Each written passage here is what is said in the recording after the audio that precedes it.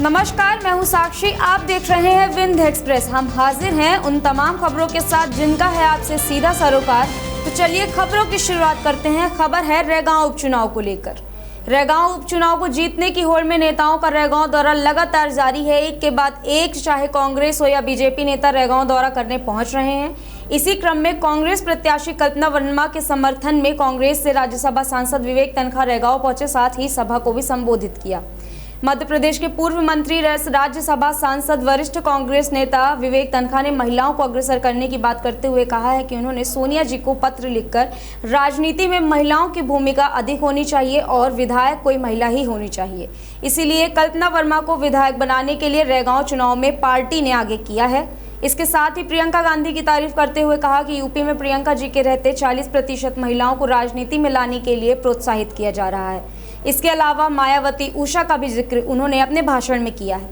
इसके साथ ही उन्होंने बीजेपी नेता की आलोचना की है और मध्य प्रदेश में बेरोजगारी का आलम है, साथ ही खाद्यान्न की कमी और महंगाई बढ़ती जा रही है। अंत में विवेक तनखा का सभा कार्यक्रम में जबलपुर वापस जाते समय मनीष तिवारी जी के द्वारा मैहर से कटनी तक जगह जगह स्वागत किया गया। मनीष तिवारी जी के द्वारा मुख्य अब हमारे दिल में है, देखना है जोर कितना बाजुए का दिल में है। वक्त आने पर बता देंगे तुझे आसमां, हम अभी से क्या बताएं क्या हमारे दिल में है। मध्य प्रदेश की जनता की बुलंद आवाज आदरणीय कमलनाथ जी, जोरदार तालियों के साथ स्वागत। मैं जैसे पहुंचा तो मैंने सोनिया जी को एक पत्र लिखा। मैं कुछ असूलों का आदमी हूं कि मैं चाहता हूं कि 1/3 विधायक महिला होनी चाहिए। सोनिया जी ने उस बात को अप्रिशिएट किया और आज वो 1/3 की एक व्यक्ति तो है मेरे सामने। और मेरे को उम्मीद है यूपी के चुनाव में अब की आप बहुत सारी महिलाओं को चुनाव मैदान में देखेंगे प्रियंका जी के झंडे के नीचे। मेरा रैगांव से वैसे तो रीवा से संबंध है, बट वो अगली पॉइंट में बोलूंगा। मेरा रैगांव से भी संबंध है। जब मैं राज्यसभा चुनाव लड़ रहा था कमलनाथ जी के कहने से, तो मेरे 4 वोट कम थे और कमलनाथ जी मुझे मायावती बहन क्या लेके गए और कहा, दीदी, बहन जी, मैं अपने विवेक को लेके आया हूं, मुझे 4 वोट चाहिए।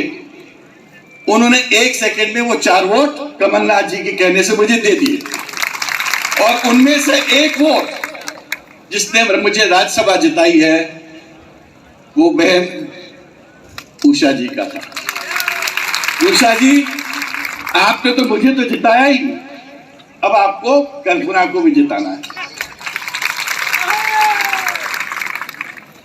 तीसरी बात, मेरे पुरखे थे रीवा से, मेरी कर्म भूमि जरूर जबलपुर है मगर जन्मभूमि तो रीवा है। तो मैं, जब कमलनाथ जी ने मुझसे पूछा कि विवेक मेरे साथ चलोगे, तो मैंने तुरंत बोला मैं खुशी से चलूंगा, बिकॉज मैं अपनी जन्मभूमि में जा रहा हूं। कांग्रेस को पहले तो हम बाय इलेक्शन जीते, फिर 23 में हम जनरल इलेक्शन जीतेंगे, कमलनाथ जी को मुख्यमंत्री बनाएंगे और उसके बाद विकास की धारा आपको देखना। आपको फिर कॉलेज और स्कूल के लिए पूछने की जरूरत नहीं पड़ेगी, वो चीजें खुद होंगी। जब मैं आया यहां तो मुझे बताया कल्पना जी ने कि प्रशासन हम पे बहुत दबाव बना रहा है। कल्पना जी, मैं संक्षेप में बोलता हूं, कल्पना जी ने कि प्रशासन हम पे बहुत दबाव बना रहा है। कल्पना जी, मैं संक्षेप में बोलता हूं, हमारी लीगल टीम हाई कोर्ट की रैगांव पहुंच चुकी है आज और यहां रहेगी। जो आपको तंग करे, पार्टी के लोगों को तंग करे, आप तुरंत उसकी रिपोर्ट बनवाना हम लोग इलेक्शन कमीशन को रिपोर्ट भेजेंगे और जिस तरह हमने उन अफसरों का तबादला कराया था जब ग्वालियर में इलेक्शन हो रहे थे, अगर कोई परेशान करेगा हम इलेक्शन कमीशन को प्रमाण सहित ये बात बताएंगे और उन लोगों को इस इलेक्शन माहौल में नहीं रहने देंगे। आखिरी में मैं ये बोलना चाहता हूं कि आप क्यों ऐसी सरकार को वोट देना चाहते हो जो ना पेट्रोल का दाम ना डीजल का दाम कंट्रोल कर पा रही है, खाद्यान्न का दाम कंट्रोल नहीं कर पा रही है, महंगाई बढ़ती चली जा रही है, आसमान छू रही है, बेरोजगारी का तो आलम अब क्या बोलूं। कोविड के पहले ही चालू हो गया था, कोविड के बाद तो बेरोजगारी बेरोजगार है, क्योंकि जॉब है कहां। किसान परेशान, नौजवान परेशान,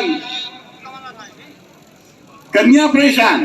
कमलनाथ जी ने 51,000 की एक कन्या विवाह की एक स्कीम लाए थे, 2 साल से किसी को वो पैसा नहीं मिला है। भ्रष्टाचार चरम सीमा पे है, कोविड में कितने लोग चले गए उसकी कोई गिनती नहीं है। अगर हम सुप्रीम कोर्ट नहीं जाते तो मुआवजा भी आपको शायद नहीं मिलता। इन बातों के साथ मैं तो ये कहना चाहता हूं कि मैं कमलनाथ जी के साथ पृथ्वीपुर गया उसमें परसों, मुझे बदलाव की एक हवा वहां दिख रही थी और मैं आज बता रहा हूं वो बदलाव की हवा मुझे यहां भी दिख रही है। और आखिरी में मैं आपसे एक ही बात बोलना चाहता हूं, ये चुनाव कांग्रेस और बीजेपी का नहीं है, ये चुनाव जनता का बीजेपी से है। और मेरे को पूरी उम्मीद है कि इस चुनाव के बाद जब कल्पना जी विधायक बनेंगी, एक नया इतिहास रैगांव में शुरू होगा। थैंक यू, जय हिंद।